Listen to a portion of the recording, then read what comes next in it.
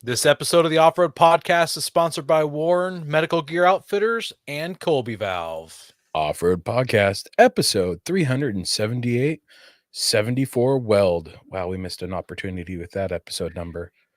Yeah. Tonight, Aaron kills some chickens. Coy gets ready to leave. Jeremy has a birthday party to attend. And Ben makes a grand appearance. Welcome to the Off-Road Podcast, the podcast about everything off-road. We cover the news, review products, and interview people in the off-road industry. Your hosts tonight are Aaron, Coy, and my name is Ben. And welcome our guest, Quinn, and welcome to the show. Wow. Thanks for having me, guys. You almost missed it, Ben. Yeah, thanks for coming on, Quinn. The Weekend Review is brought to you by Medical Gear Outfitters. What are you waiting for? Are you waiting to have a casualty on the trail? Check out medicalgearoutfitters.com to get straightened out. Medical Gear Outfitters has everything you need, whether you're going out for the day or traveling on a year-long expedition. Head over there to get off-road specific kits that meet all of your needs. And while you're there, make sure you use Off-Road Podcast for 10% off. So, Ben, last week we talked about maybe getting you a Life Alert subscription, or bringing them on as a sponsor because you get injured so much. I did some digging. You can 3D print your own Life Alert necklace. Oh, sweet. That would be. Does it just go click when I hit it instead? Like, no. I think, it doesn't call anybody. You just click the button. Just click the button. Like, Did you just 3D print like just a white square with a button in it, or can he do like a giant cross from the Raiders of the Lost Ark and be like, "Oh, I can't get up," and then like slam a big jewel on the front of the cross? Oh, that'd be great. Yeah, that would be funny. Hey, Bubba, thanks for joining us. Oh, Bubba, I talked to him the other day. Was he there? No, he was not there. Oh, well, why don't you jump into it? Where did you make a grand appearance? I made a grand appearance at the new Ironman 4x4 location in Burien, Washington. I found out about it Saturday morning, and it was Saturday morning, so I popped over there and checked it out. There's a new shop. It's they're in collaboration with Nomad Overland, I think is what it's called, or Nomad, and they're gonna be facilitating like the installs and all that, and Ironman's supplying all the supplies. So yeah, it's a nice shop, lots of looks, touch, feels, all that fun stuff. Yeah. They had a tent that's like 3 feet off the ground. They had a swag. So the kids hopped around in the tents and all that, and it was fun. And there's a raffle, and well, you know how the Northwest Overland Rally is. Everybody gets a raffle ticket. Mm-hmm. Same concept, and I had all 3 boys. Oh, nice. Yeah. So we cleaned up. We got a lantern, 2 chairs, and 3 headlamps, and a rooftop peg, and a t-shirt. Yeah. And there was free food and drinks. They had a food truck there with free sandwiches. And worth it. That was totally worth it. I was kind of sad because I was looking forward to talking to who was it we had on the show? Now I'm blanking on the name. But he wasn't there. But Luke, the CEO, was there, so I got to talk to him, and he invited us to the grand opening for the Beaverton store. Here. Oh yeah, it was Wags who came on our show. Yeah, Chris Wagner. There we go. Yeah, and that's in 2 weeks, I think it is, or next weekend. Is it the weekend after next? No, it's a few weekends out. Yeah, we'll be there. We got offered to set I guess it's less than 2 weeks because this is a Monday and it's Saturday. It's the following Saturday after Saturday. So yeah, 2 weeks basically. November 5th. So they were like, "Hey, if you want," yep, there we go. Are you gonna be there, Bubba? I told Bubba November 5th one. even though Okay, it's good. I think it's technically his day off. But Bubba would Oh be. well, doesn't I don't matter. Bubba, He's are gonna you have going to. to be? The world wants to know, Yeah. Bubba. Yeah.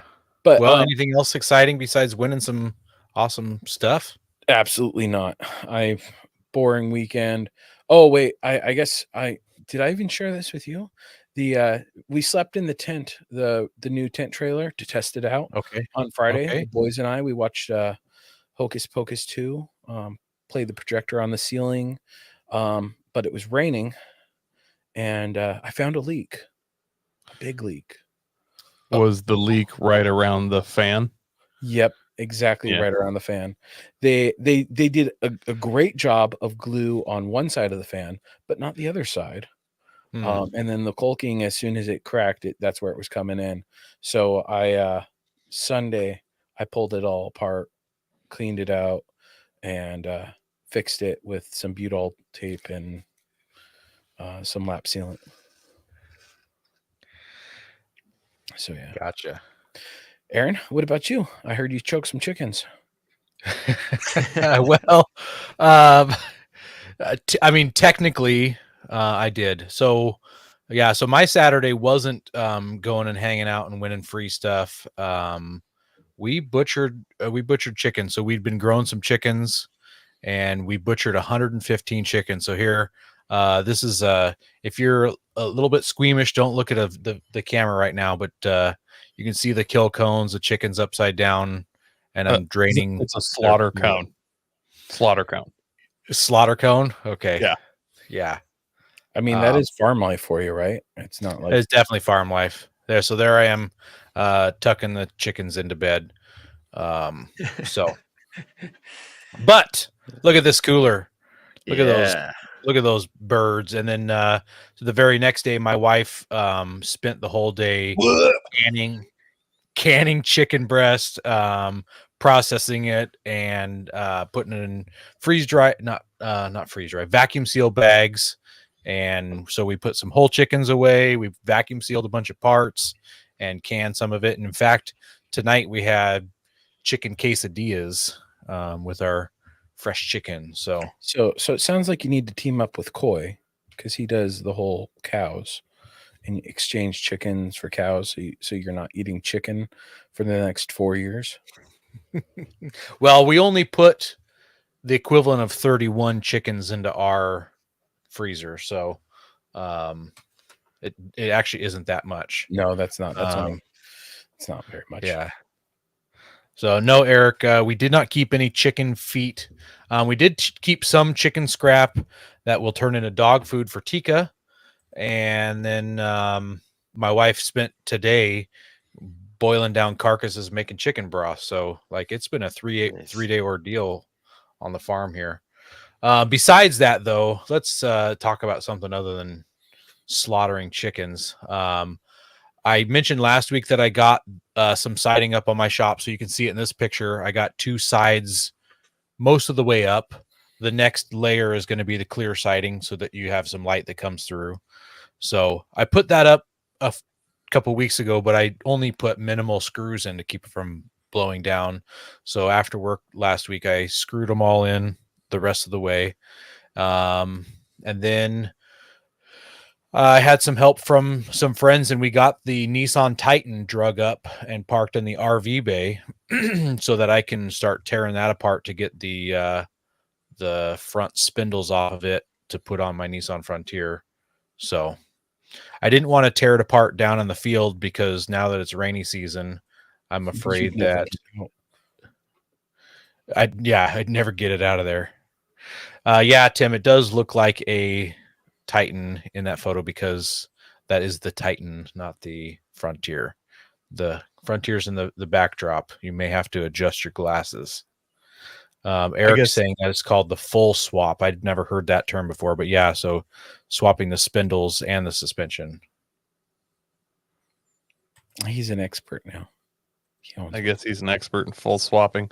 Tim, like Jeeps, I know you saw the Titan, but Aaron, since he's in the Nissans, actually has to have two so they can have one that he wheels, you know.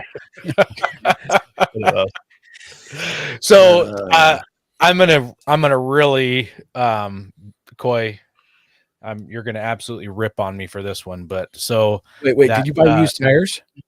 Did Well, you turn in another set of free tires that someone offered to give you kindly out of the bottom of their heart? Is that what it was? no, so that Titan has some tread left on those tires, and so I might just run those Titan wheels and tires until I buy tires for my truck. Good. I can't wait for Ben to have to tell you to snow camp again. They're I only 30. did it They're half the way, 33s then though. it'll They're be- 33s, so I wouldn't be going down a size at least. Coy, I only towed him half the way, and then I abandoned the group and just went to camp. Yeah. I remember. That's exactly what happened. Yeah. Just so everybody knows, I just got new tires, and I generously, my old tires are, they're 30% tread, but Aaron ran his old ones down to, minus percentage. I've never seen tires so slick that weren't actually came from the factory as slicks. So I was like, hey, bro, these are 16s. You're still running 16s. They're 35s. You should run them. And he's like, nah, I'm good. Well, I can't once I swap that front suspension, I can't go back. I have to be at 17s and bigger. Well, that's So- why you can just run these till we get past the snow trip, and then you don't have to make a fool of yourself again. We'll see.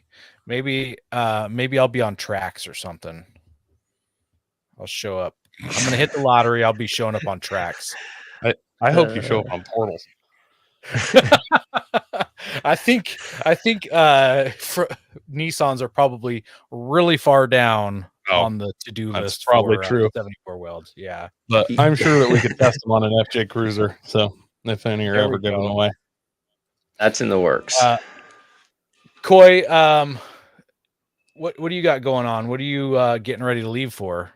a bunch of things. Like I said, I got new tires, and after all the research and everything I did, I got the same tires I had before because everything was back ordered for like 2 months. And I was like, I really wanted the new Mickey Thompson Baja Boss mud terrains, and everyone just laughed in my face. They're like, they are saying 4 to 6, so expect like 8, maybe 12. Like, I don't know.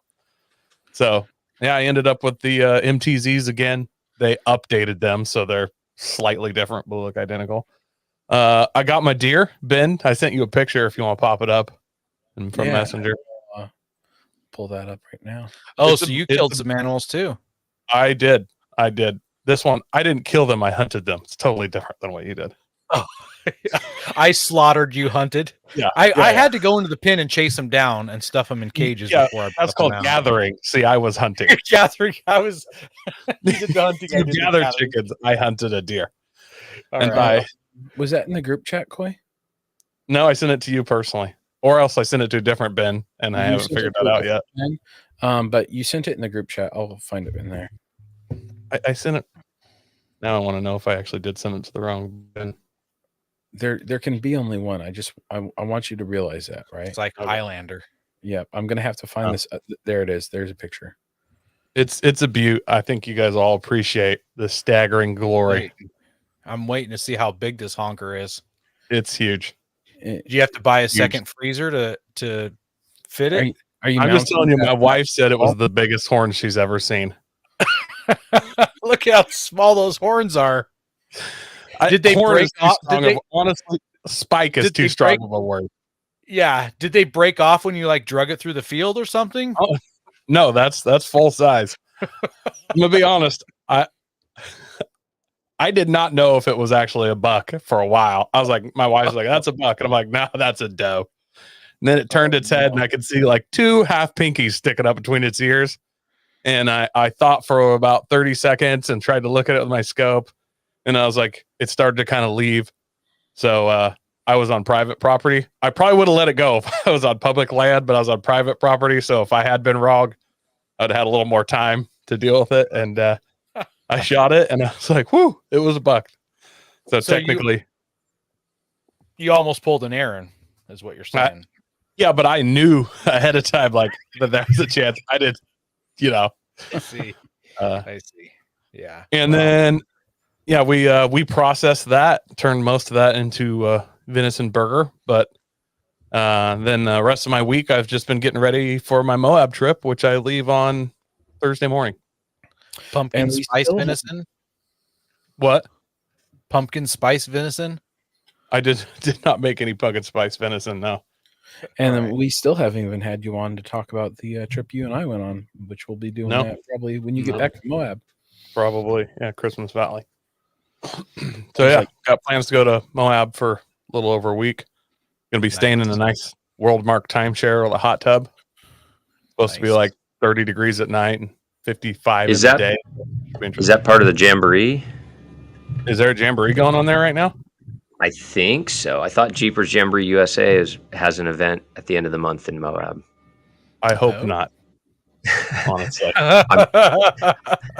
I'm not positive of the dates. I am positive because Pierce, the owner, I was talking to him, I don't know, maybe 3-4 weeks ago, and he was like, "Hey, and end of the month, come out to Moab." And I'm not gonna be able to That- make it, but I'm gonna Yeah. be out there till the 5th, so I got a feeling that well, that'll be interesting. One of our guys is bringing a Jeep Cherokee, so he can blend in. Well, and you'll we'll find also out. have a Toyota Trailblazer there. One of my buddies is bringing a Toyota I Trailblazer. I think you're going to barely overlap, Coy. They're there Thursday through Saturday. Yeah. Oh, well, I'll get there Friday afternoon. So Poison Spider won't be completely packed then. Well, Quinn, have you done anything off-road related in the last few weeks? Yeah. I mean, we were at Trail Hero. What was that? 2 weeks ago? Yeah, that's Southern Utah. Some amazing photos. I just gotta Dude, say, such fun wheeling out there. that you guys had whoever is taking your photos did a good job. So I had a photographer meet us. So I'm terrible, right? Like I've been wheeling Johnson Valley since 2002, and if I go through, I probably have like 12 photos from all the wheeling trips. Like I never get out to spot, and I never get out to take pictures. Like I just want to wheel. But at this trip, I called ahead. I talked to Bryce from Dixie 4x4. He gave me the name of a photographer, and I had a guy because like I got to get actual product shots, right? Like it's kind of new. It's new to me in the sense that when I go out and wheel, I just want to go out and wheel. I don't want to like, okay, let's get a shot. Okay, let's do another shot. Like I just want to go wheel. So did a bit of stuff there. Southern Utah is just amazing. That whole area is so much fun. Sand Hollow's freaking awesome. What Just tire awesome. are you running on that Jeep? So that's the BFG. It's just a race tire. Oh, but okay. it's a true 40. So AR. yeah, I don't know the actual. It's what all the trophy trucks run. So I deal with a lot of trophy truck teams. So and they're all starting to go to 18s. So I get hit up. Hey, do you want some tires? They're brand new, $100 a tire. Well, can't say no to a $100 40 with still with the sticky the labels on them. Aaron, Oh I my will goodness. forgive you and never talk crap to you again if you pick up some of those and put them on the Dude, if you want 40s, I have a stack of them here. There's no way I'm fitting 40s under my truck. You can do it. Without portals. First of all you have to do is try hard, believe in yourself, own a Sawzall and a cutting torch. That's 4 Sawzall. things you have to do. Sawzall. And the first I think two I've really seen- aren't even important. I think I've seen 2 Frontiers with 40s, and they looked good. Don't get me wrong, but Make it 3. I think I'd have to. Yeah, I mean, think of the money I would save by getting tires for that price. Dude, $100 tire, man. You can't go That- wrong. That's the argument to have with the wife. Like, hey, Yeah. I'm gonna have to do a little extra work here, but I can fit in them. Here's what you do: just run the 40s for like snow wheeling, where you're not doing a ton of articulation, and then this summer drop down to 37s. There you go. Not Because a- that's what you're. it's a big, heavy tire. Yeah. Are you doing? Well, 30? I'm 37. V8 swapped, so it would turn it. Although I think with 40s, I'd probably want some gear change happening. We'll get you a supercharger too. All right, let's do it. And We nitrous. also want to thank our sponsor, Patriot Patch. Head over to patriotpatch.co and check out their selection of great patches, shirts, cleaning mats, signs, and stickers. You can also join the Patch of the Month Club for $15 and receive a patch, matching sticker, and artist proof each month. Plan versus no plan, less research, more sawzall. I believe that's Yes. Yeah. Yeah, I think that is Pete. Yeah. I'm not sure why you guys didn't take that approach with trying to get the skid plates on last weekend. I was just tired and done, and the smoke was bothering my lungs. Yeah. Your Well, your skid plate shouldn't be smoking when you put it on your truck bed. I don't know. No, It's just like 6 bolts. Jesus. Pete lives up north near where the Bolt Creek fire is, and it was literally raining ash on us as we were outside welding. That reminds me, Aaron. I have to bring this up because I've been waiting for a while. You called me the other day and we were having a conversation about how back in the day, the most fun you'd had is like 2 guys in the truck out exploring. yeah. The next day, the Forest Service put out a picture of 2 guys in a grainy white vehicle that they wanted to talk to about You guys saw fire. that. I just thought it was weird timing that you would bring that up, and then there's a manhunt. Really exact I've seen scenario. that picture. Yeah, I know the one you're talking about.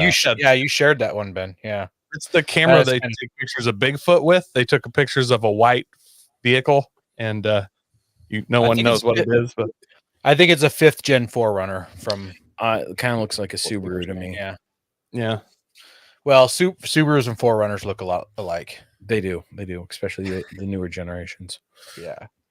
Well, Patriot Patch, check them out. Don't forget that you can get patches from us who Patriot Patch produced for us. I don't have any pictures of them right now. Ben's got some in the headliner photo he'll pull up. There we go. Don't forget you can get those. Coy, make sure that you use your Lumen Locker rocker patch when you're down in Moab night wheeling. I got it front and center, right above the drivers, Yep. just like an airplane or something. I can slam that. You're starting to lose traction. Hit those lumen lockers. They'll help you so much. Yeah. And they do glow in the dark. So if you're having a hard time finding that switch, it's lit up for you. Have tire troubles ever left you deflated? Colby Valve has got you covered. Ever have a valve stem leak? Colby Valve makes reusable and easily replaceable valve stems that don't require you to remove your tire from the wheel. They work with your off-road rig, ATV, side-by-side, commuter vehicle, or even your tractor. Never be left stranded again because of a busted valve stem. They also have a tire repair kit for those punctures that keep you away from doing your favorite thing, wheeling. Make sure to check out colbyvalve.com or ask for them at your local off-road products store. Well, I haven't been a scientist this week and made any scientific projects with Colby valves, but the French, they're developing something here. It's the Kilo EV. It's a French-made off-road toaster. It's on. I like their 18 fries much steel. better than this vehicle. But That's Think of the money. interesting. Think of the money they saved with using spare tires from the wrecking yard out of the backs of Honda Civics. yeah, This Looks like a something motorcycle that tire. Looks like something that you would sit in the back of while they give you a tour of a winery. well, Coy, here's some specs that you might go, 24 miles per hour in 4 seconds. That's a little get up and go, huh? What? 24 miles Zero- per hour. Zero, in 4 seconds. no, 0 to 24. I think is what Ben's Yeah, trying 0 to say. to 0 to 24. 4 seconds. Yeah, that'll take your breath away. I'm pushing 300, and I might be able to do that. On foot. If I tighten my shoelaces, I can do 0 to 12 in 4 seconds for sure. Yep. Well, depending upon how it's configured, it gets up to 87 miles in range. But its load weight is capped at 330 pounds, so you're not carrying much. So I Does can that bring include 2.5 people? beers with me. Huh? Yeah, you can bring like maybe a 6-pack with you. Same So, here. like, if you owned this, Ben, you and I could not both ride in it at the same time. No, we could not. Wow. So, yeah. I have a ladder with more load capacity than this vehicle. It's non-licensed version is limited to a top speed of 28 miles per hour. And the version that requires a license can reach 50 miles per hour. And it starts off at $9,855. You can buy a side-by-side that has more capacity, drives faster, has doors. Technically, it's probably more fuel efficient. Yeah, I mean, it wouldn't be electric. What would be more obviously- American than showing up in France with a side-by-side from Polaris and just ripping that around? Be like, hey, I licensed it. Well, you'd have to convert it to two-stroke if we wanted to be American about it. Really put some blue smoke. Europeans are big on their two-stroke motorcycles, at least. Yeah. Yeah. True enough. Well, to continue on with the theme of really tiny vehicles, I don't know if you guys have ever heard of the Mini Moke. Here's a picture of the Mini Moke. Back in the day, kind of like a smaller version of a flat fender Jeep. The idea was that it was supposed to be a lightweight, shippable vehicle for military use, but it became popular after World War II, and people were using it like for rural driving and beach vehicle or beach cruising. So they were selling them in the US all the way up until 1982, which is way longer than I thought. So, but they're making a new version called the Moke Californian, and here we've got Pretty California looking. Yeah. Some grainy pictures that we borrowed from the internet. Look at the size of them tires. Do you think those are Panasport wheels, or do you think they're knockoffs? I don't think they're Panasport at all. This makes 44 horsepower, and it is technically street legal. It'll do 50 miles an hour and has a range of 80 miles per charge. So another electric vehicle. This one is going to hurt though. Right here, it says pricing for the U.S. has not been announced, but a launch edition sold overseas starts at around $40,000. Is this one of those like rich people tax things where they buy the painting and then just claim it's worth $8 million and sell it at a loss? Like, is that what those is? Just some like weird tax? 40 grand for that Barbie car? Well, here's the thing: is you keep it in your garage. You buy it and you just park it in your garage, and in 40 years it'll be worth a lot. It's like an EFT, where there's called EFTs. NFT. NFT. I don't know that nerd stuff. Yeah. I think what you do is you keep that in your garage, and then when someday it's not going well, you go in there with an ice pick and penetrate that lithium battery and pour water on it and buckle yourself in. Like, what else? Oh boy. And there we go. A friendly reminder from the Off-Road Podcast that those are the opinions of Coy and not the members of the Off-Road Podcast or the Firearms Radio Network. Yeah. All right. Anyways, yeah, I thought these two cute EV semi-off-road vehicles might make some fun news stories. I do wish Andy and Mercedes could have joined us for this show because it's totally right up their alley. So thank you. Appreciate that you could have someone else guest host instead of me that you'd rather. That's cool. No, just for cool. I'll see myself. I tried to look forward in the calendar, and we don't have any Mercedes on at any point.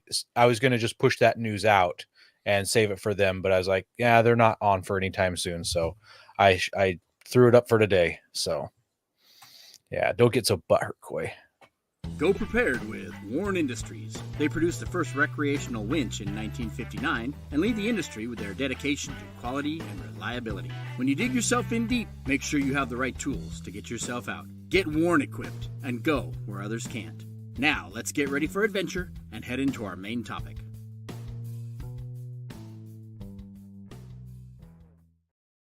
Hey, Coy, you know what's amazing about Warren winches? What? Is getting your buddy's Tundra unstuck at the dunes. They are good for that. They're good for that. To pull out the old and the weak. Yep. The feeble. Yeah.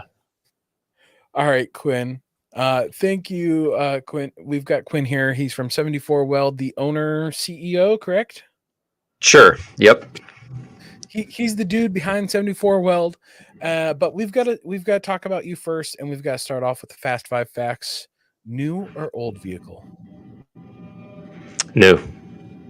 Summer or winter camping? Both. Rocks. Oh no, you gotta pick one. Don't let them off, Ben. You All gotta right. pick one.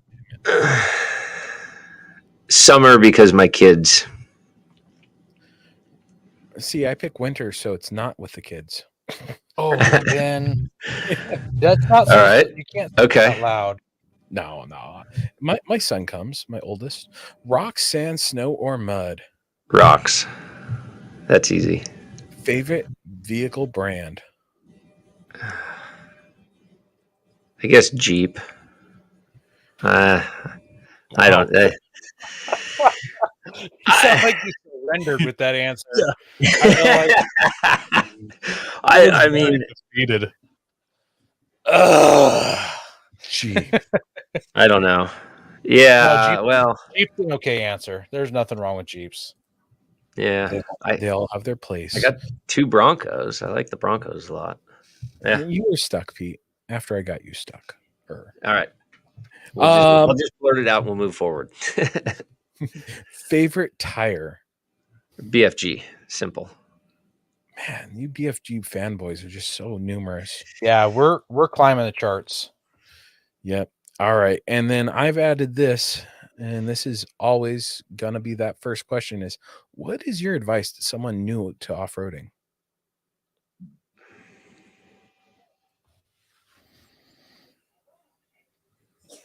You can see the wheels turning. He's like, That's that's a tough one. I guess just You go gotta out be and honest do with it. Just get out there and do it. Just Yeah. the best way to learn is just put in some time.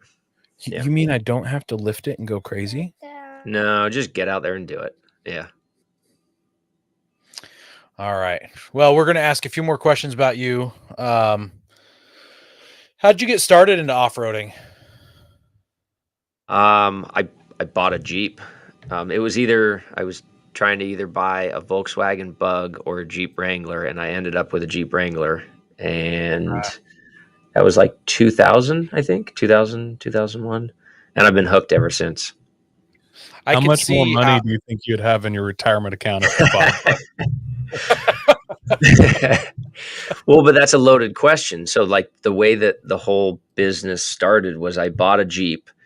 True story. I bought a Jeep, I took it off-roading, and I broke it. And the first time I broke it, I took it to Off-Road Warehouse, where they charged me like $400 to weld. This is a painful one, to weld the rear track bar back on a YJ. You don't even need the track bar anyways. And then I took it out the next weekend and I broke the rear track bar again. And then I found out that a welder was going to be $600, and I knew it was already $400 to fix it. So I bought a welder, and the rest is history. Yeah. Gotcha. What do you drive now? I have, well, what, like, define that, like daily or? You choose. We're not picking. We're just trying to get to know you. Well, okay. So wheeling, I'm building an Ultra 4. But right now I've got a Wrangler. I've got the 392, which is awesome. And then a Ram 3500 for like a tow vehicle. And I daily drive an electric. I drive a Tesla to work only because my shop is like 45 miles away from my house. And so to sit in traffic and that kind of stuff. We need to judge you a little harder here. Right? Yeah, pretty much. No. That's why I was like, I like how you're being super defensive. I love electric vehicles. I'm already making excuses. Awesome. Yeah. Besides that mini moke, I think we're all on board with electric vehicles. Yeah. Instant torque. Who can complain about instant torque? It's the fastest vehicle, definitely. Although the 392 is not that far behind. That thing rips. How does that 392 not just explode its axles nonstop? because of the all-wheel drive transfer case. So it has like an all-wheel drive slip differential in the transfer case. It stays alive, and I mean, I hammer mine with 40s. I just don't understand how that works, because everybody on Jeep's like, I put 37s on, then the axles exploded, and then Jeep was like, let's put umpteen horsepower. I was like, this can't end well. Well, because they're always in two-wheel drive, right? Like nobody really drives their Jeep around in four-wheel drive.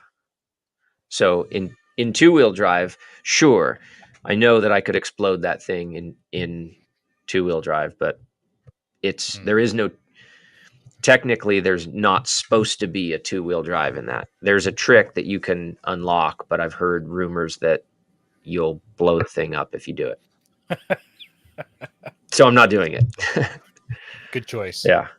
I don't want to break my vehicle. Let's not do it. Yeah. So there's probably the trick, if you know other guys, just have to pull one fuse, put their vehicle in two-wheel drive, and when they gun it, just grenades and axles. So you can hold down the traction control button on a 392 for like 30 seconds, and if you listen really quietly, if you listen really intently, you can hear something in the transfer case unlock. And then it goes into two-wheel drive. So Trevor from WFO was telling me about this, and then he took my 392 and I got it back, and magically it was in two-wheel drive. I think he was doing burnouts. Oh, yeah. So you can put a 392 in two-wheel drive, I believe, by holding the traction control button for 30 seconds. That makes, and then every light comes on the dash, and yeah. Oh, so I could go to a Jeep dealer, talk them into test drive, do this, and bring it back and be like, yeah, I don't know what's wrong, but there's a Christmas tree in behind the gauges. Yes. all you got, and I mean, Jeep made it that way. Can't really totally be your fault, right? Like, don't want me to do it, don't let me do it. Like, look, this thing's cooler trash. All the lights are on. I'll give you half retail. Just take it off your hands. Best of luck with that one. Yeah. Well, with every time you go out, there's got to be something you're embarrassed about. But what is that most embarrassing moment on the trail? Ben, not everyone is every time.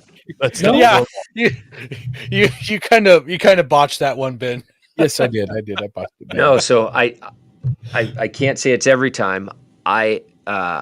This was, I think, like 4 or 5 years ago at Trail Hero, and I was with like a group of friends. John Kappa. I don't know if you guys know Kappa. I know who he is. Yeah. So he was in the passenger seat with me, and I'm like up on this hill, and I end up flopping I kind of flopped my buggy on the side, but it was weird because it was an undercut to where like the vehicle was completely tipped on its side. I would have rolled the thing down a hill where there's like people below that and then a cliff after that. Oh. And I did this in front of like, I don't know, 50 people, where I was just not paying attention and like was trying to get around something and flopped it on its side, like total Barney move right in front of everybody.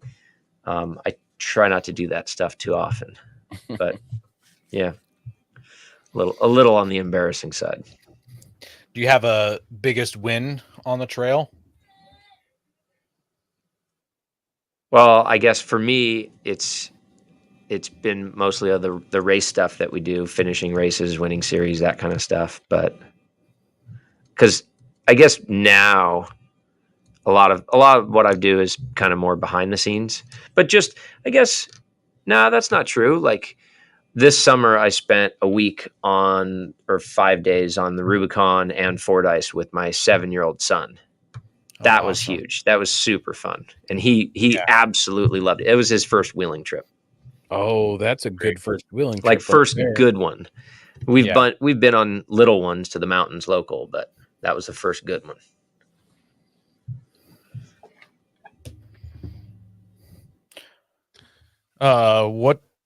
Sorry, I spaced here. Talking about your business, what rigs are you currently building portals for, and why not Toyotas? Well, we actually are currently working on a couple different Toyota portals. Right now, we've got JK, JL, JT. Those are in production. And then we're prototyping Raptor, Bronco, and Bronco Raptor. And then right after that, we're doing Tacoma 4Runner FJ. But we're also right now doing a portal for the Marlin Crawler long travel kit for a 4600 race team that they're trying to race KOH Oh wow! this coming year. So that one's going to be pretty cool. Yeah. Time to cash out that 401k. Yeah, the Toyota stuff is coming for sure. I mean, that's a huge market. We're not just because I'm like I may say I'm a Jeep guy. I'm definitely not going to ignore that market because there's I don't get you. I don't get the Toyota guys, but hey, the market's definitely there. There's tons of them. Yeah, Not nearly as weird as those Nissan guys. well, put a big motor or a real motor in a Toyota. Repeat your last sentence. I missed a tiny bit of it.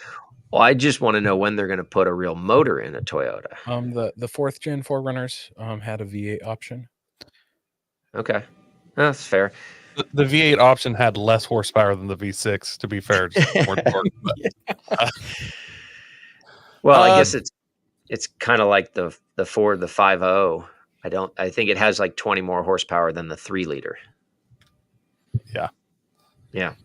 I don't have a lot to response to that. Yeah, they make small unpowered engines for the most part, but that's part of what you love. Haven't you ever driven a first gen Toyota pickup with a 22 RE, the most indestructible, amazing 4-cylinder planet, with a whole 98 horsepower of fury? Yeah. Well, no, I can't say I've ever driven one. I've wheeled with a lot of friends that were Toyota guys back in the day, and just rev limiter all day long. Yeah, and they'll run with no oil pressure on their side, no problem. Yeah.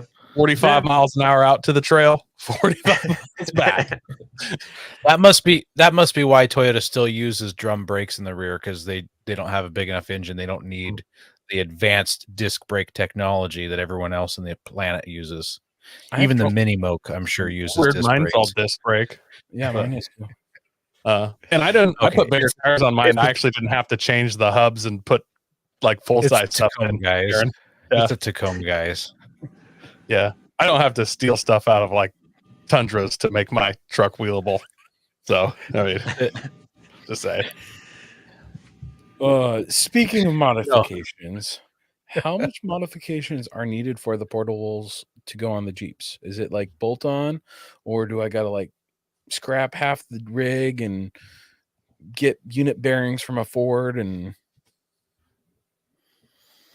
no, I mean it's really straightforward. So the whole development of it is really based around like the premise that we want it to be the average guy can do it in their garage with hand tools, no grinding, no welding, no cutting, no nothing. And I would guess that like if you and your buddy are sitting around and you're going to tackle it, I mean, it should be a day, so it'll take you a day and a half. But it's literally take the front knuckle off, slide rear axle shafts out, and then the portals bolt straight on.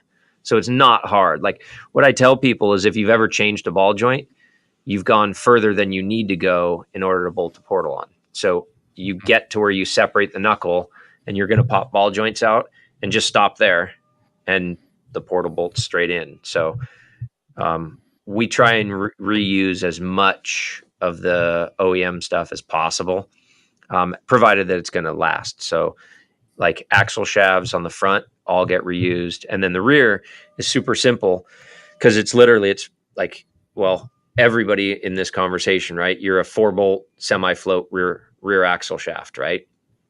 So you just pull those 4 bolts, you slide the entire assembly out, and you slide the whole portal assembly in. It has studs, and that slides right into that 4-bolt flange, and you put 4 nuts on the back, and you're done with that.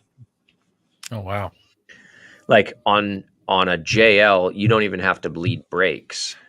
It's that much of a bolt-on. On the JT, you need a longer rear brake line, but that's the extent of it. Like, I tried to make it as bolt-on of a product as possible, but not compromise in certain areas. Like, it's not going to be there were other portals that came out a long time ago that I think missed the boat in certain areas. And so our main goal is bolt on, but without sacrificing certain things. Like, I don't want to be 10 inches wider or, anything in that realm. So, but bolt on, like 100% simple, easy to do with hand tools in the garage. I like that. Yeah. How many stickers come with it? We haven't determined that yet. 2. I'll give 2 you 4. stickers. There we go. Yeah. So, what was that, Coy? The bigger your price tag sticker is, I feel like the more stickers should come with your product. Like, you need to salt bay those stickers in that box. Just So we'll give you a big sticker. How about that? I'm just even saying, better. Windshield banner. So yeah. Some of the gun companies, like their expensive guns, they come with like gummy bears, some of their seasoning mix. I'm just saying, Seasoning mix. yeah, Seasoning mix. the like meat seasoning. What's the Texas one? LaRue. They give you like their rib seasoning mix. Interesting. I didn't plan on giving anybody Get some seasoning mix. Yeah. Season our meat, Quinn. Here's some John. All right. Well, let's get back on to Portal topic here. Are there any special challenges associated with building Portal axles?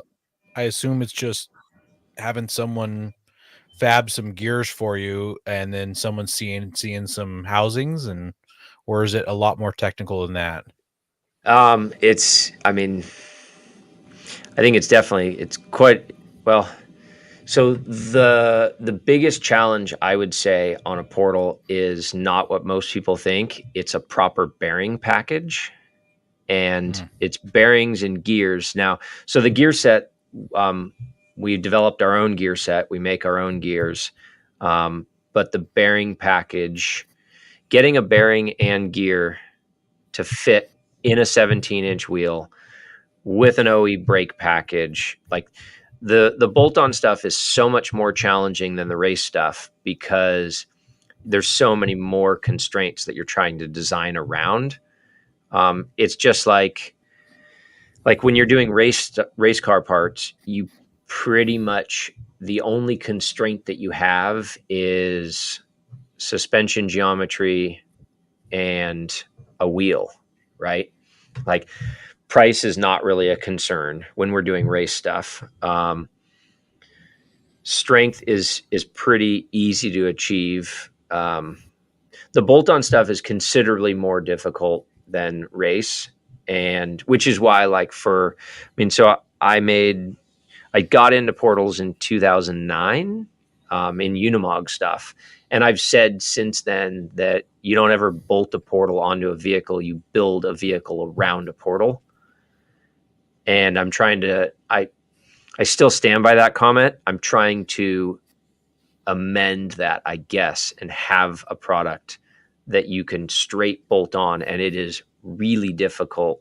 And it's taken us a couple of years and a couple different iterations before we have what we have right now. So it's definitely challenging. I didn't even think about trying to get it packaged inside of a wheel. It can't be too big because it's got to fit in that circle. Yeah. And you've still got to fit, the OEM brake packages. That was one of the design points that we really wanted to make sure that we packaged around an OEM caliper. It's tough. They've only gotten bigger, right? Yeah. Which, everything's gotten so much better, which is kind of why I feel that we're kind of at the point where like the market, I think, is ready for this product, because I mean, if you look at drivetrain components and what they've done just in the last 5 years, like every manufacturer is coming out with much better transmissions, and I mean, axles are stronger. Like, dude, I have a lot of friends that run 40s on stock axles on a JL or a JT, and they're not breaking stuff. So just drivetrain packages as a whole have gotten so much better within the industry that I think, you know, something like this, I don't know that 10 years ago that the concept of bolting a portal onto a stock axle, I don't think would be the best idea. But I think with all the new stuff coming out, it's just timing's kind of, I feel it's kind of right.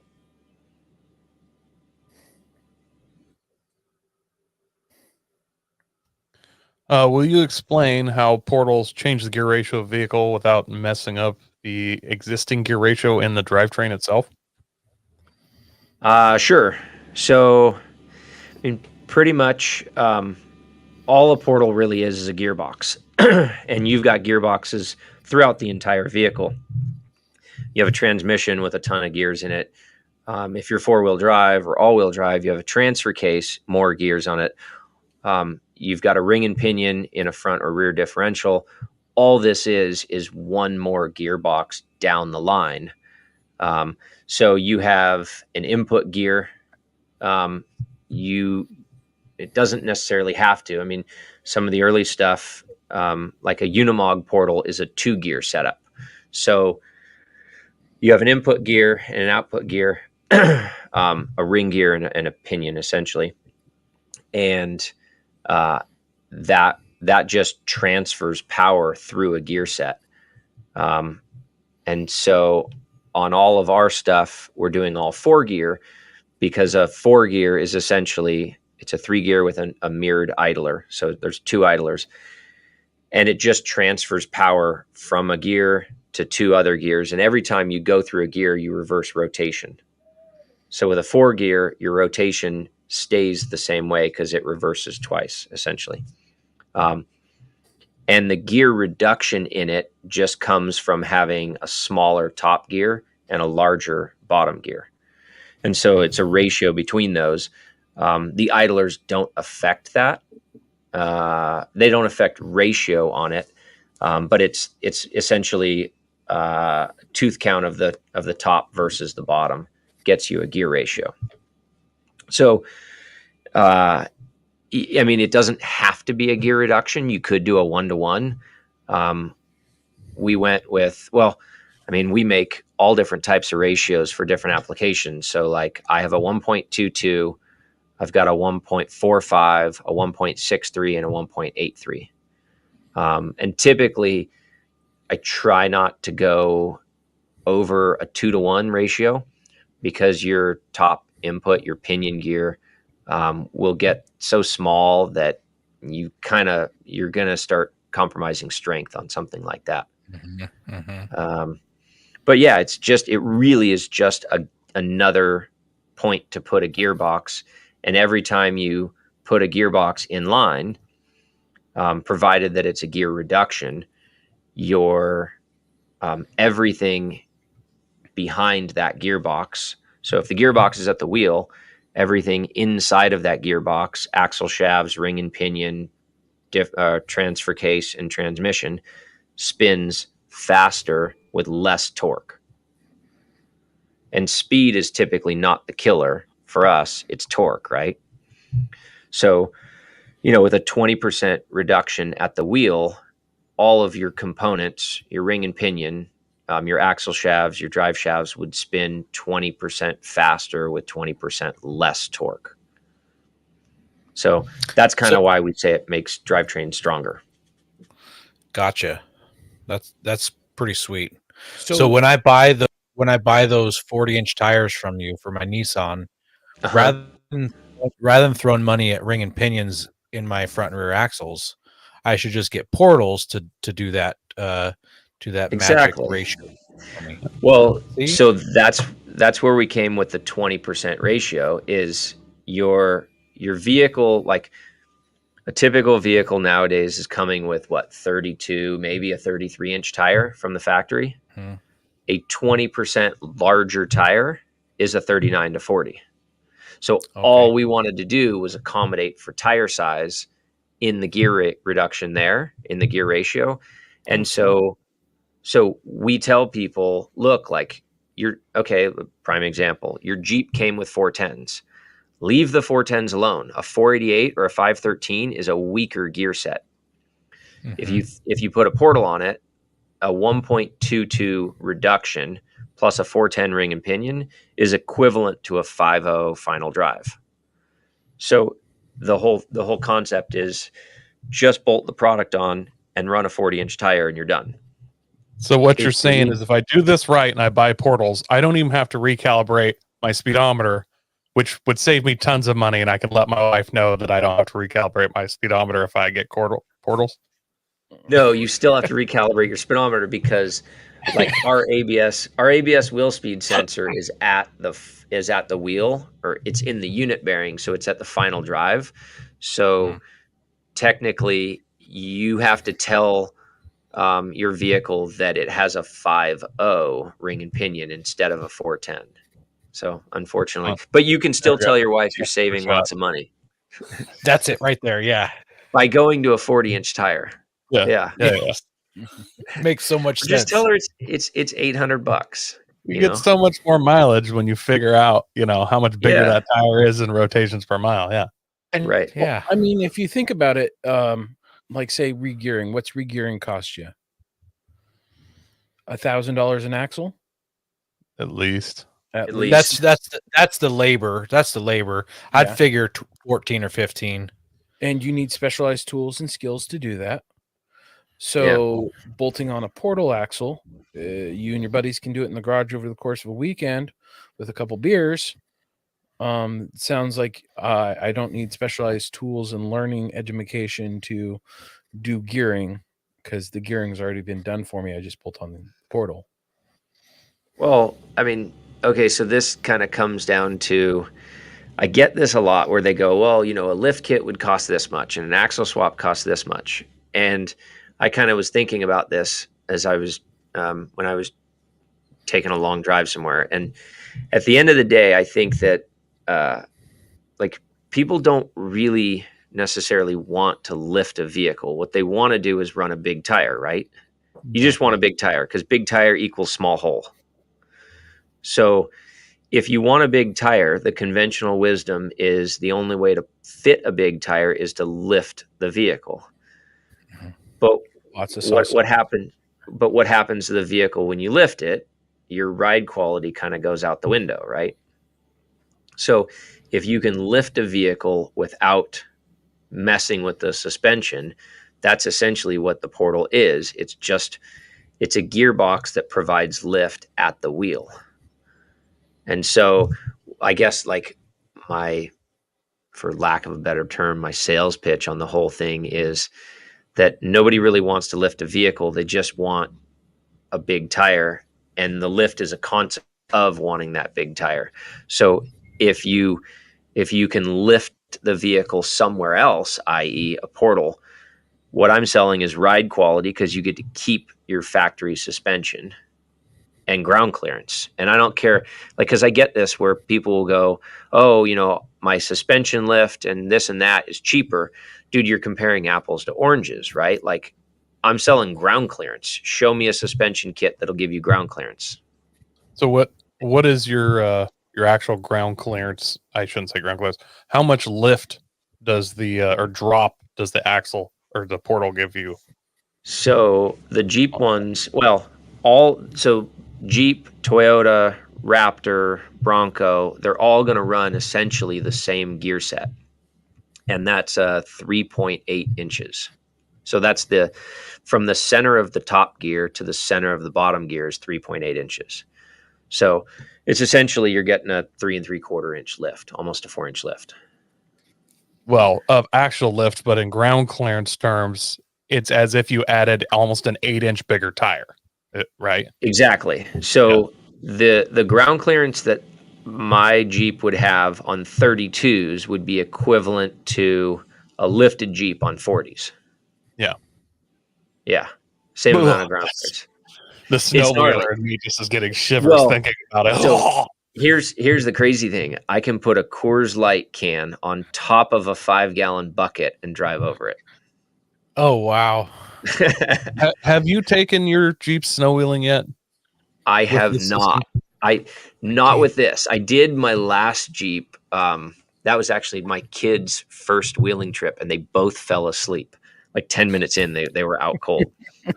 It's so quiet. I know. I've yet to take this one snow wheeling. I will this winter for sure. Oh, I can't even. Ugh. It's gotta be But awesome. yeah, I mean, well, the best part is if you're on portals and none of your buddies are, because if you're And leading, you're on smaller tires than them, not a lot, but Right. just enough to trounce them again and again. right. Yeah. Yeah, because you're not plowing stuff. Like, I mean, you depending on how deep the snow is, but Yeah. And the I- type of snow. Well, and I guess I'm a rocks guy. I don't really get tons of opportunities to snow wheel. We do in Big Bear in the wintertime. But yeah, I mean, the ground clearance of it is just, there's nothing else even close. Like you wheel with guys one time on portals and you go back home and you just get frustrated. Yeah. So, what's the difference between portals on a solid axle and independent suspension? Yeah. So this is kind of an interesting one. I mean, they can have the same effect, but a portal on an independent suspension is not necessarily a lift.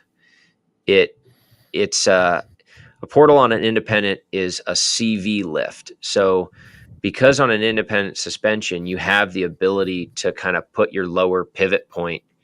Typically, they put it as high as they can, right? So that lower A arm is not dragging in the dirt or in the snow for you guys.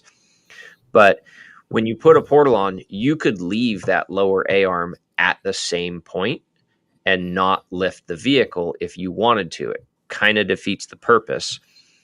But like Coy in the background, so that's an independent race portal that we make. Yep, there you go. Good enough.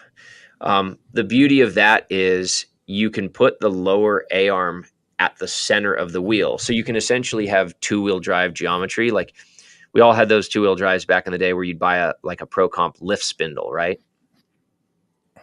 So you can have two-wheel drive geometry on a four-wheel drive when you go to a portal because it allows that. Yeah, well, a Humvee. There you go.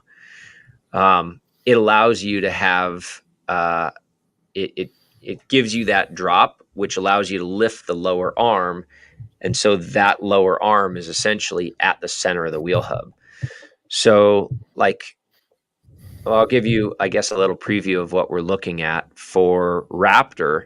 So like for a Ford Raptor, I don't think anybody really wants, well, I think most of the market doesn't want to put a 4-inch lift on a Raptor. A typical Raptor guy, Raptors start with 35s.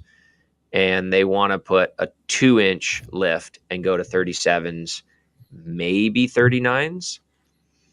So what we're going to do on like a Raptor platform is a little bit of suspension lift and a little bit of additional CV lift. So you have 3.8 inches that you have to break up.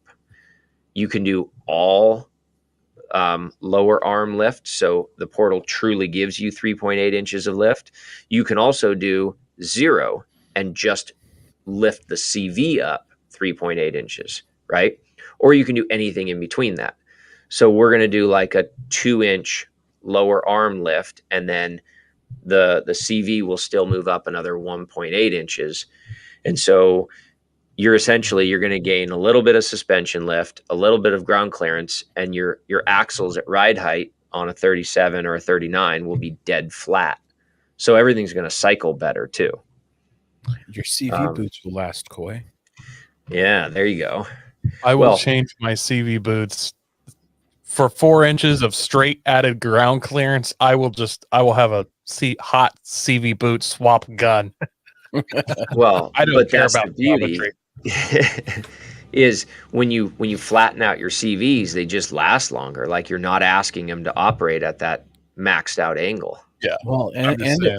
doesn't it also help? Because like when you getting traction suddenly is what breaks things. With them staying flatter, that would technically help keep them in better angles and possibly prevent breaking a CV axle. Yeah, I mean, I know that CVs are kind of meant to operate at decent angles, but when you start getting close to maxing out a CV, you can end up popping a ball out of the track, but you're not evenly loading that stuff either. I mean, yeah, it's a constant velocity joint, but it doesn't mean it's constantly being loaded the same. So everybody knows that when CVs operate flat, they're happier. When you start maxing them out, that's typically when you tear a boot. And then really all it takes to ruin a CV is just tear the boot. And then keep wheeling and dirt gets in and then everything just eats itself. So a lot of that I really think is just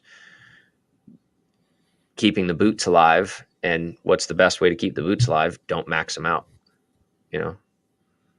So yeah, I mean, there's lots of benefits to it. It's just, I don't really see any downside other than, well, the reason you don't see OEMs do it, it's added cost is really what it comes down to. Yeah. Well, speaking of that, how are your portals different than portals on like Unimogs and Humvees? Yeah. So, well,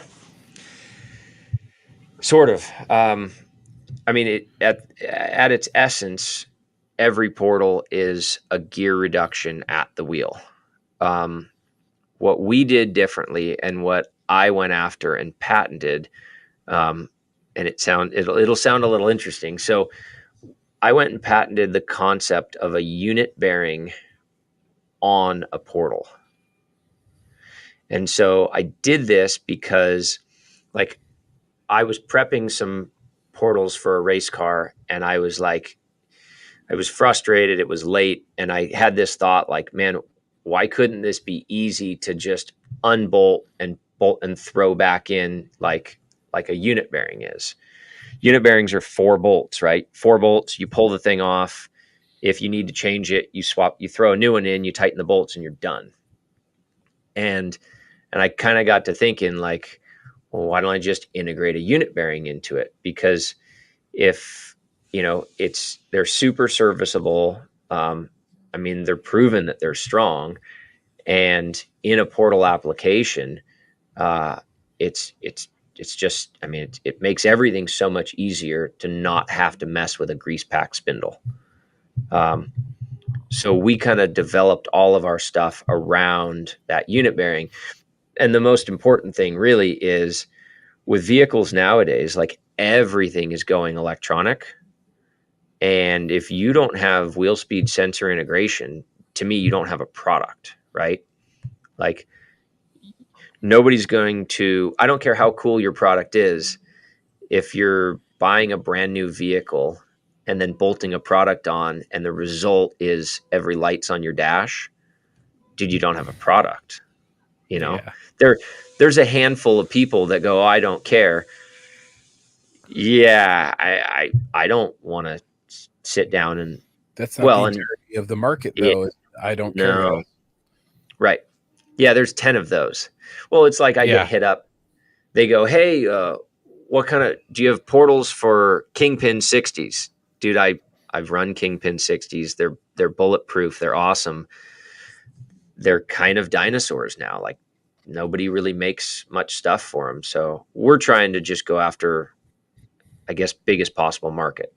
And integrating a wheel speed sensor is key to that. And every unit bearing has a wheel speed sensor capabilities built into it. So we went after that and patented that portion of it. And now we're trying to build a product line around it. What's the streetability like with these portals, and like what's the expected mileage before you have to rebuild it? Ooh.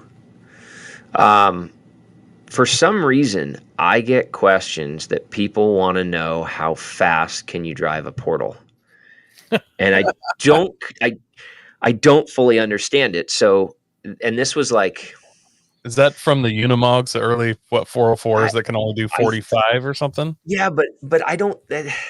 That's not a function of.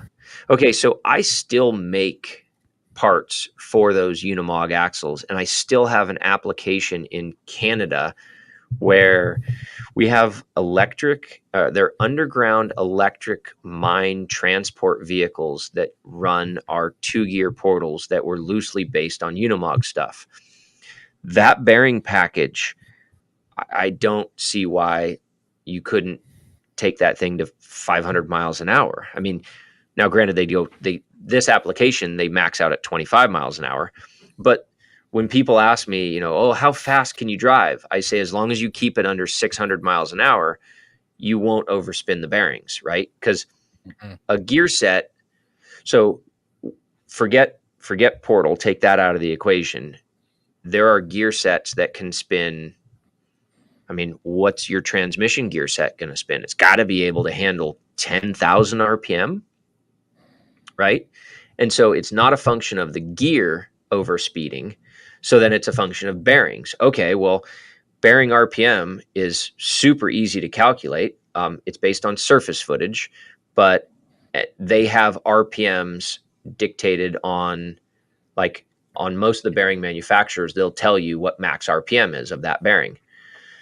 So again, like I know that I've heard this question a bunch, and I don't fully know where it came from, but you've got critical mass or critical speed of a gear and then critical speed of a bearing.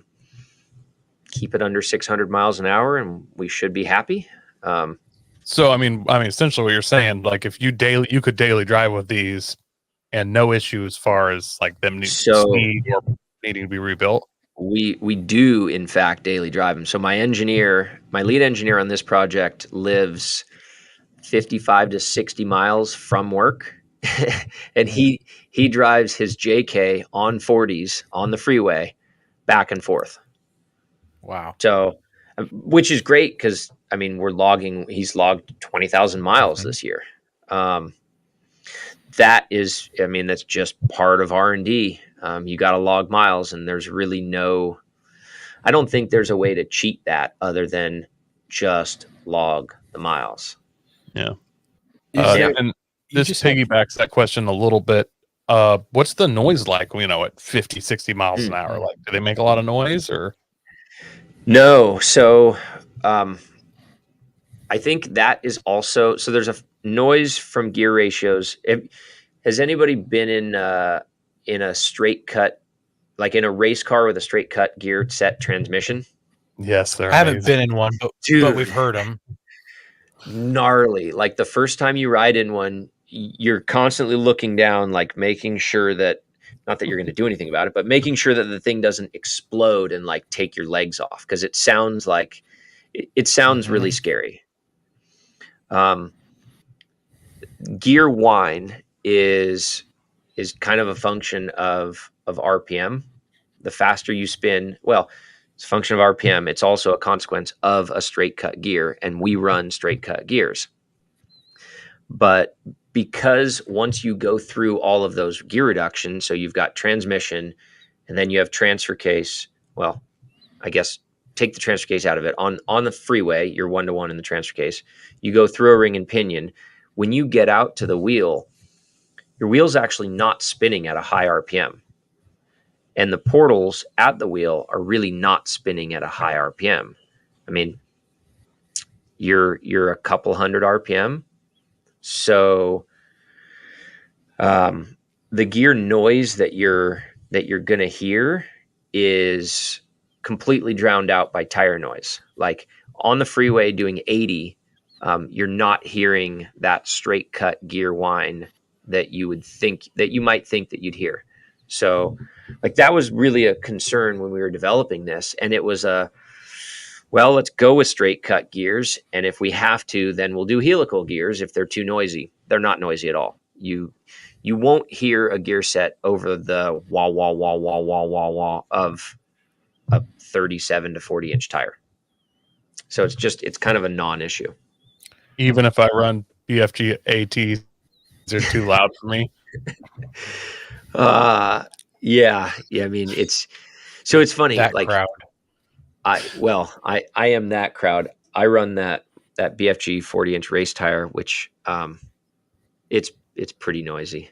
All 40s are noisy, period. I mean, I don't think there's I don't think there's a quiet big tire.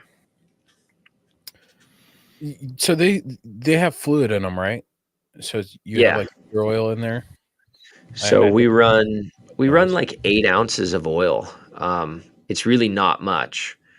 And we're working with Maxima. So Maxima Racing Oils is like down the road from us, and their engineers there have been super cool to work with. And we just run a real lightweight, like 75, 90, and haven't seen any.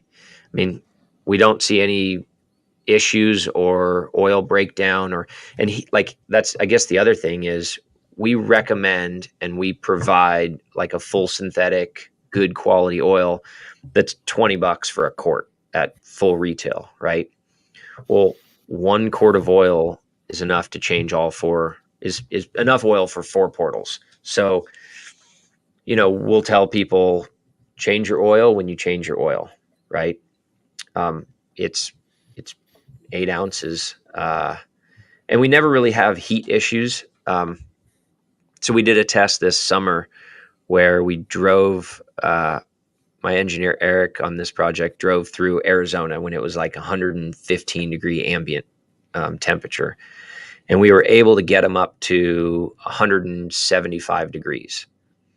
So heat really isn't an issue. And if your heat's not a problem, and you're not going to have cavitation issues because you're not spinning that high of RPM. So as long as the bearings are wet with oil, it's kind of all you need. So, I mean, I would tell you, we've done the math on how many revolutions and how many cycles you could essentially run a bearing, and that's going to be your limiting factor. So I would guess that every 100,000, 150,000 miles, you'd want to change. You might want to service bearings. I would check bearings at 100,000 miles, but I mean, how many of us put 100,000 miles on a vehicle with a big tire? That's a good point. I've got 230 on mine. But He said pretty good. He said big tire. Not worn out tire. Yeah. Well, hey, if you're wearing out tires, you're putting miles on it. Yeah.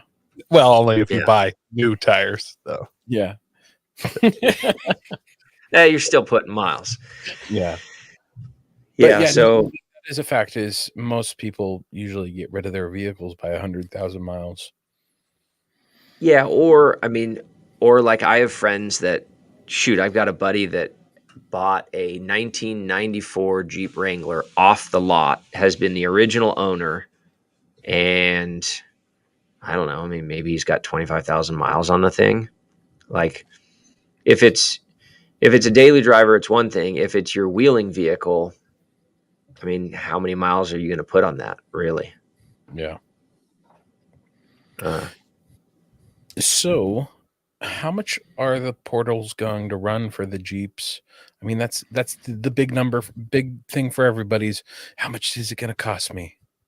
Yeah. Well, so, this comes down to, I guess, okay, so I guess the package, we're selling it basically one way. And I've never been a huge fan of lots of options. Like, if I go on an airplane, I want the free soda. I don't care if you charge me for the soda. I just want it included, right? So we're not giving our users that many options in the sense that you're getting more portals. We force you to go to a big brake kit, and we provide that. So you're getting 14-inch rotors all around, and then 4340 through hardened, good quality, full float shafts for the rear. And the kit is 24 grand for that. The only option that we have is, because we take a semi-float axle and gut everything out of it, you lose your factory parking brake. And for some people, either care about it, and then in some states, like in Texas, you have to go through an inspection. You have to have a parking brake. So the only real option that we're doing right now is a Willwood parking brake kit, and that bolts in to all your factory center console stuff, and that's $1,200. So you'll be 25 grand into it, but we're selling ground clearance. But if you can get 40s for $100 a pop, you'll make your money back. Yeah, In break Southern even. California, they're pretty easy to get down here because of so many race teams. Yeah. Wow. Do you Yeah. think when you have the IFS Toyota stuff going, it's going to be a similar price tag, more or less, or just? So everything will be roughly in that range. Now, for the independent stuff, we're gonna also just offer fronts. So we'll just do a front kit, like for Toyota, for Raptor, for Bronco, and Raptor Bronco. We'll do a just front only. Like, so I'm working with Jeremy from Rock Crawler Suspension. No. No, I know who he is, but not. Yeah. So he's going to do a kit with us where he came to me and said, "Hey, I just want front portals for the Bronco. I'm going to develop a suspension system for it. We're going to do some long travel stuff in the rear." Sure, no problem. So in that case, you'd have to re-gear your rear to match the front. But essentially then you'd be roughly 12 into a pair of fronts. And this is all for, like, it's billet aluminum. It's a 70-75 knuckle or upright. It's a machined aluminum box. And we do that because we're a machine shop, so we make all that stuff in house. Eventually we'll go to castings on a lot of this, and that'll bring price point down pretty considerably. But regardless of what we do on castings, we will always make that flagship full machined aluminum product. Gotcha. Because it's badass. Like, it's cool. Because we can. Yeah. Yep. No, that is, I like it when something is just machined. Full on aluminum housing, that's not going to rust away at all, which is nice. Yeah. You're talking to a bunch of AR guys up here, so obviously they like machined aluminum. Yep. No, so yeah. Well, gun. not the stamped AK stuff. No, not strong enough. Yeah. Well, you kind of hinted at. Well, I guess you didn't hint. You just came out and said you're planning to make some Toyota stuff. Is there any other future platforms you're thinking about, and any other upcoming products besides portals that you guys might put out? Yeah. So we will tackle UTVs next year also. And the UTV stuff won't be much different in the sense that, like, a lot of what we do, not a lot of, this whole product came out of racing. So we take what we learned with big horsepower race vehicles and then try to scale it down just a bit for, like, mass market. So prime example, the gear set that is in our Jeep portal, which will be the same for Toyota, for Ford, for all of them, that gear set runs the same bearing package that's in our race stuff that we push 1,100 horsepower through. the idler gear on a portal, on a 4-gear, the idler gear is always going to be your weak link. And the idler gear that we run on our Jeep portal is 10% smaller in diameter than the idler gear on our race portal. So from a strength standpoint, like, we scaled down just a little bit, and then we moved that to mass market because we want durability there. So yeah, I mean, I kind of plan to just go down the line and check off vehicles as I see, I guess, market potential for. Toyota's high on my list because due to their well, I mean, look at compatibility on Tacoma. What is it, like 05 to current? Like, that's a huge number of vehicles. The second gen Tacomas, the fourth gen Forerunners, the FJ Cruisers, and the Lexus GX 470s, all essentially the same platform, the 120 series. Yeah, and I mean, short of, like, so I make an upper control arm for some of those Toyotas also. Really, the only difference on the upright between the Tacoma and Forerunner FJ Cruiser is the taper, right? Of that. I mean, it's your upper ball joint is different. That's not that big of a deal. So one platform will cross over to a lot of different vehicles. Toyota stuff is real high on our priority list, and we'll be keeping some. You'll see some additional Toyota stuff coming in the works as well. But definitely, I mean, not Nissan though, right? Nobody cares. Yeah. I have to. I feel like kind of have to do Bronco pretty quick. Yeah. It's a big market. Well, see, this. I don't actually think Bronco is a big market. I think it will be a big market. Like, if you look at how many Broncos are out there right now, there's not really that many. But I will say, like, as part of Ford's race program, that Bronco is really cool. It's good because, like, the transmission in the new Bronco is just, it's such a good transmission. That 10-speed, the auto, the 10-speed auto is phenomenal. So Bronco's real high. Well, Bronco and Raptor we're developing at the same time. So a lot of that stuff early next year we'll start releasing. Yeah, I saw a thing talking about how many Broncos had been ordered versus Toyotas, and it was like double the number of Toyotas, but it's like, how many of them have actually been delivered? Right, and that's the thing, is it'll take some years for that market to kind of get ironed out, I think. But Ford will. I mean, Ford is, if nothing else, Ford is, as a company, is committed. Like, they committed a lot of resources to that Bronco, and they will make that thing a success. In the knuckles and stuff, it's the same on the Ranger 4-wheel drive, isn't it? I don't know, because the Ranger platform changed. And I don't know. I know Ford is notorious. They're going to put portals on their Ranger, but I mean, yeah, it would still be. Well, honestly, what I do is, like, I kind of keep mental tallies of, hey, you should make it for fill in the blank. And if I get enough, hey, you should make it for fill in the blank, then I go, maybe I'll take a look at that market.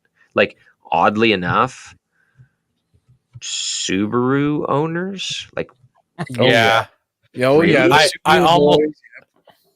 almost made a comment when Ben shared this photo earlier in the show. Can you imagine dropping $20,000 on portals on a Subaru? Sure. Hey, they'd hit their big sponsor up. That's all they got to do. One thing, pulls their unibody in half. One thing I have learned over the years is that everybody's concept of money is very different. Absolutely. And I mean, when we opened up pre-orders, I said, "Hey, I'm going to take orders now." Like, I'm a little shocked at how many people have called me and thrown down money, and they just bought a brand new 392, and then their quickest response when they go, "Oh, how much?" I say, "It's 24,000. This is what it includes." And their next response is, "What else can I buy?" And I go, "Well, I mean, you could upgrade housings." "Okay, well, how much is that?" I throw a number at them. "Okay, great. I'll take those too." Okay, cool. I mean, My money. well, Super that's size. I was gonna say, do you sell to the cartel? Buy a lot of 392s? well, they only made 1,500 of them, right? Yeah. And then they're doing them again in 2023 because 2022 was such a hit, and then that's it. Like, they're done. So, but yeah, I had 2 phone calls today about, "Hey, I got a 392. It's coming in a couple months. Can I have portals by then?" And I'm like, "Yeah, sure. Yes, you can. We'll deliver end of the year." "Oh, cool. Mine doesn't come till February. Where do I sign up?" "Right here." Wow. So, Nice. yeah. So we should be able to see a bunch of these on 392s at SEMA next year. Well, you can see one this year. Oh, really? Yeah, well, next week. So, one of the first builds we did, actually, we didn't do one of the first builds where we sent a kit, and they're kind of, I guess they'd be beta testers for our installation instructions, and we're working with them on a few other things. Rock Slide Engineering. So they put a 6.6 Mopar, that 6.6 Hemi, in a JT. I think they did a 2-inch lift on it, and that is going to be one of their vehicles at their booth at SEMA this year. So I just got a text over the weekend that, hey, the install went good, and they drove it around. I haven't seen burnout videos yet. Hopefully we get those soon, because that's gonna They that's just a got it rad installed swap. the week before SEMA. Yeah. It's typical Well, SEMA fashion. It's on par for SEMA. Yeah. But unlike most SEMA builds, they're going to. The word was they're driving it from Utah to SEMA, putting it on display, and then driving it home. I mean, That's cool. how many vehicles do you see at SEMA where, like, that's No drive interesting? shafts. No drive shaft, Yeah. huh? Yeah. No, they plan on driving. So yeah, we'll have. I think that's our only Jeep portal vehicle at SEMA, and then no, there's one more, and then we'll have a bunch of stuff in the Fun Haver off-road booth, because we do all the race stuff with them. Nice. And they're going to be releasing at SEMA it's the Fun Haver XLT Bronco. Is that the one he was doing the drift competition thing with? No, so that's the 4400 car. That one will be there as well. But they're building. So Lauren and Vaughn, again, they have an interesting clientele. They're building, actually, Coy, the portal that's on your screen behind you, on your green screen. Yes. That's the race portal for Lauren and Vaughn's 4400. Actually, that one is in Lauren Healy, Vaughn Gittin, the MBRP car. Casey Curry is running that. Greg Adler is running that. I think we've got, we'll have 5 vehicles at King of the Hammers on that specific portal behind you. But Lauren and Vaughn put together like a long travel kit for a Bronco with our race portal, with like coilovers, bypasses, trailing arms. It's going to be like, I think they're kind of going after that DR Bronco platform with it. That should be a cool one to check out at SEMA. I've seen a couple photos of it, but I haven't been able to actually see the vehicle in person. So I'm excited for that. Any of you guys going to SEMA at all? No. I'm going to one of these years I will get there. I guarantee it. I'll be there, but it's going to be a few more years. Yeah. Well, this will be my first. I need to like hitchhike my way down there and like sell my body to get in or something. Ben, it's like $80 to fly to Vegas. Yeah.